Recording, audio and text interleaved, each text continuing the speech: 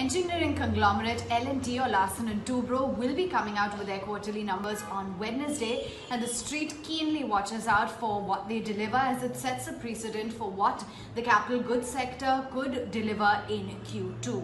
Well, it's expected to be a fairly muted quarter for L&T this time around. The revenue is likely to be impacted on account of a slow recovery in the hydrocarbon business, the depleted order book in some of the segments, as well as negative growth in some of their individual segments. So revenues are seen lower by nearly 12% on year, 31,098 crore rupees.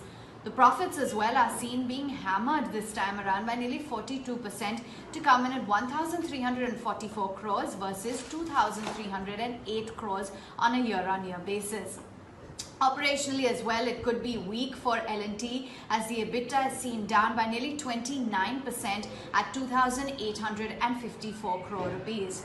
Margins could contract this time around and is expected to come in at 9.1% versus 11.3% on a year-on-year basis. Now let's talk about their individual business segments as well, and it's expected to be a little bit muted here. The infrastructure revenue, business revenue is seen growing by a meager 2% on a year-on-year basis. The power segment though could be encouraging. A double-digit growth is seen here of nearly 18%, and that's on a year-on-year basis on account of a fairly strong order book here. There's expected to be about 8% growth, so single-digit growth coming in for the IT and technology business. For L&T, the core EPC revenues Ex-E&A are expected to decline by nearly 9% on a year-on-year basis. Now, when it comes to the order inflow, that's seen at about 33,800 crore rupees, and that could be driven by the power T&D as well as the water and the effluent treatment segments. But the order inflow by and large for L&T is expected to remain rather weak in the quarter, and that's due to a gradual pickup in demand in Q2.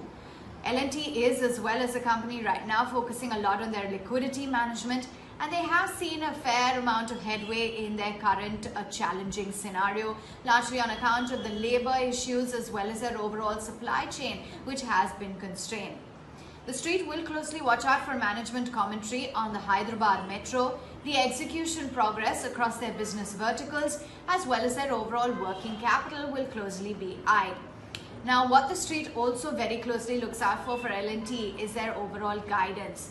They did not give a guidance in the previous 2 quarters owing to the uncertain environment, and therefore the street is definitely going to see whether now, as things are picking up, the company provides a guidance. But do remember, 2 quarters before that, which is Q3 of FY20, the management had maintained their FY20 order inflow guidance at 10 to 12% and their revenue guidance at 12 to 15% for FY20. So any headway on this front will be closely watched out for.